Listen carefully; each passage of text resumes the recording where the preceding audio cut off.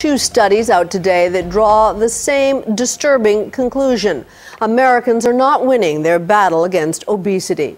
One study found that obesity rates for adults actually rose in 28 states this year. Only the District of Columbia showed a decline. So why is it that Americans keep getting fatter in spite of government efforts ranging from calorie posting to new school lunch programs? We asked Nightline's John Donvan to sift through all the reporting we've done on the problem over the past year to try to find the real villain behind the obesity epidemic. Kristen and Colin Robinson are a mother and son Nightline followed last year through a several $1,000 program. A 2-week-long weight loss camp which basically retaught them how to move and how to eat. Today's lunch list for me was veggie burger, baked beans, and 4 ounces of gold leek soup. Americans spend a lot of money trying to lose weight and a lot of time talking about it. We're spending $150 billion a year treating obesity-related illnesses, so we know this is a problem and there's a lot at stake. But not even her exhortation seemed to be getting through, because this new study published today in the Journal of Adolescent Youth looked at more than 6,000 middle school children across the nation and found that nearly 7% are not obese, but severely obese, in the 99th percentile for weight, which means the problem is worse than believed. The second study by the Robert Wood Johnson Foundation and Trust for America's Health, both public health advocacy groups, not only found obesity rates up in 28 states, but also that more than a quarter of the population is obese in 2/3 of the states. But why, if we know this is going on, do we keep putting on weight? In a series of our own Nightline reports on different aspects of the problem, we heard theories about why we're gaining and theories on how we can lose. First, theories about what's in it, what's in the food we eat. There is the single ingredient theory, that it's fructose. Fructose is the cause of the current epidemic. Robert Lustig at the University of California in San Francisco argues that the introduction in the 1970s of a low-cost sweetener called high fructose corn syrup lowered the cost of fructose in general so that now it's showing up everywhere, as he demonstrated for me, in quantities you don't really expect. Everyone seems to think yogurt is good for you and yogurt is healthy, but this has 27 grams of sugar for this yogurt. So, is it worth it? This has 27 grams of sugar, too, per serving. It's everywhere.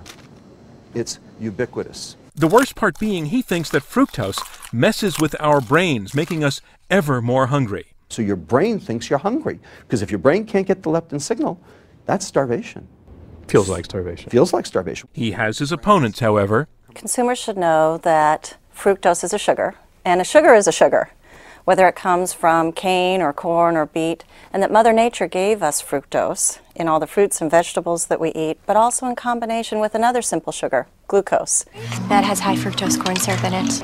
And? Yeah, you know what they say about it? Like what? This is an ad created by Audrey Erickson's group, the Corn Refiners Association. And in a funny way, they agree with Dr. Lustig, who says there is no difference between high fructose corn syrup and sugar. But Lustig says the level of obesity in America began to climb around the very time that the food industry started using lots of high fructose corn syrup, because he says it's just so cheap and so readily available and therefore so everywhere. Okay, so if it's not just one ingredient that's the problem, maybe it's that there are all kinds of ingredients that just don't belong in the food we eat. That's what Michael Pollan thinks. I come up with some rules to help you distinguish the food from the edible food-like products. One is, don't eat anything that your great-grandmother wouldn't recognize as food. You know, if she picked up a box of Go-Gurt portable yogurt tubes, would she recognize this? I don't think she would. Pollan walked me around an organic farm, arguing that we just have to get away from packaged foods because humans are not designed to eat food that way. This is not food, by my definition. It's not food? No. If you look at processed food, the 3 buttons that are consistently pushed by the food scientists are sweet, fat, and salt. Our bodies are not well adapted to the food environment we're in. There's a disconnect now between what we evolved to like and what's now available to us. Whole grain guaranteed. I mean, Quaker produces oats, right? Then there is another category, how they sell it. the food we eat. New York Times food writer Mark Bittman took issue with the green check mark, a symbol introduced by several food makers last year to indicate that these items were smart choices for people who wanted to start eating better. Froot Loops, of course, has no fruit in it, just to set the record straight. I mean, it has more sugar per serving than many cookies. When sugar is 40% by weight of the product, what is the product? The product is dessert. It's not breakfast cereal, it's dessert. But there's actually added vitamin A and vitamin C and fiber. But you can put vitamins and minerals in garbage and it'll meet the nutritional requirements as long as the garbage is low in fat, basically. Again, there was another point of view. We believe the Smart Choices logo can move people, I'll call it up the ladder, away from high-fat foods, foods with high sugar content, foods with high cholesterol in them.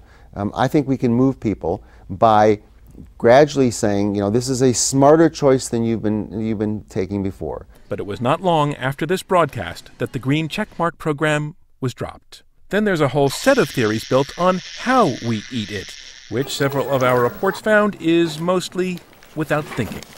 You hungry? Yeah. Like the family in Republic, Missouri, who volunteered to let us watch them eat for a day, where the discovery they made upon being watched was they didn't have any idea how many calories they were taking in.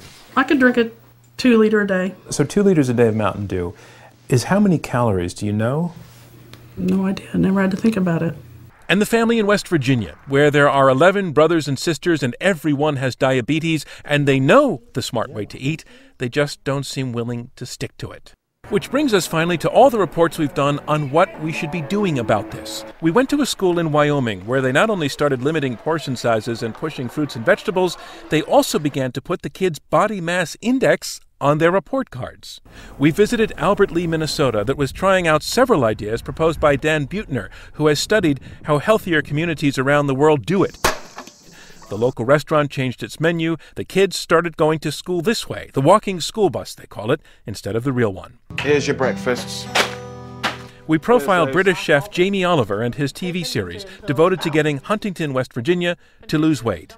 I need you to know that this is going to kill your children early. Yeah, we're talking about 10, 13, 14 years off their life. And back to that family in Republic. So let's see how many 3/4 cup servings are in this bowl. We got them in touch with a nutritionist who taught them a lot they didn't know before about portion control. Oh no. Results? Well, we do know this, that in Republic at least, the mom has lost 18 pounds and her husband 36, which shows it can be done, but you have to try. And maybe there just isn't enough of that going on. I'm John Donvan for Nightline in Washington.